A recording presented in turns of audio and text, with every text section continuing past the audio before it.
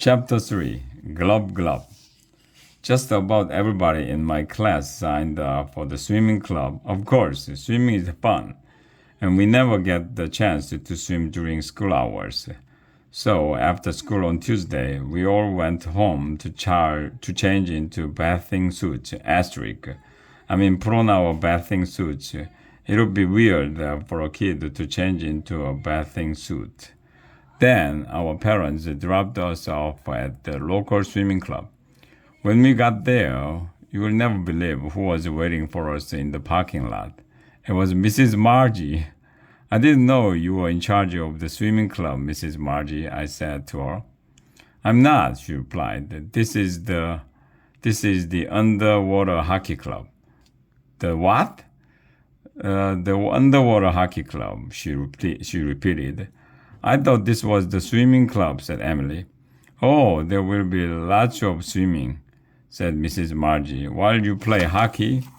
I figured she had to be kidding this time, but Mrs. Margie wasn't smiling. She walked us over to the pool and gave each of us a hockey stick. I looked in the pool. Under the water at each end was a goal. We're actually going to play hockey? Asked Michael. Underwater? Yes, said Mrs. Margie. Why else would it be called the Underwater Hockey Club? Mrs. Margie explained to us that a regular hockey game moves very fast and a lot of kids can't keep up. She also said that regular hockey can be dangerous because the players are always bumping into each other and falling down on the hard ice. Playing hockey underwater is much slower and safer, she told us. It made sense, I guess. Hockey is cool. Maybe underwater hockey would be cool too. I'm scared, said Emily, who's scared of everything. Don't worry, Emily, said Andrea. I've got this. Last year, I took a class after school in underwater hockey. Of course, Andrea takes classes in everything after school. If they gave a class on how to stand on your head, Andrea would take the class so she could get better at it. Let's see, said Mrs. Margie. How can we divide you kids into two teams? Girls against the boys, shouted out Andrea. Yeah, all the boys shouted. Okay, said Mrs. Margie. Two on two. Ryan and AJ will be on one team. Andrea and Emily will be on the other team. What about the rest of us? Complained Michael. I want to play underwater hockey too. You'll get your turn, said Mrs. Margie. Be patient. Okay, the first four kids into the pool. Me and Ryan and Andrea and Emily jumped into the pool. It was too deep to stand, so we had to tread the water. Are you coming in, Mrs. Margie? Asked Andrea. No, I don't like to get wet. Mrs. Margie replied, I'm going to drop the puck in the middle of the pool.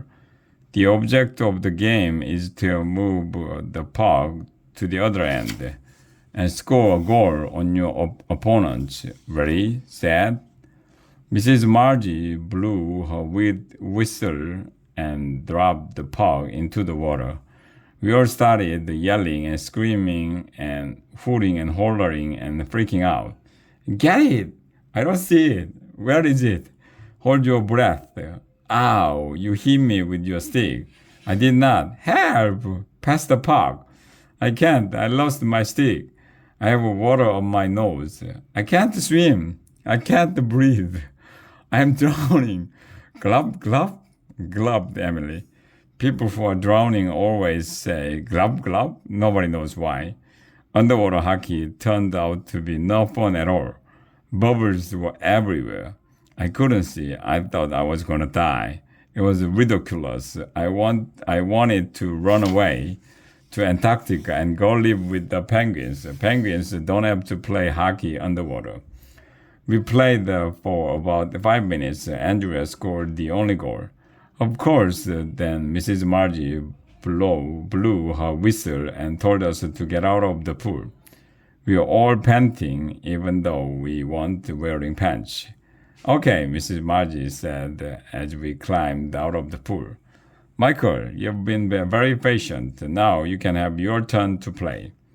I changed my mind, he said. I don't want to play underwater hockey after all. See, I told you extracurricular activities were no fun. No fun.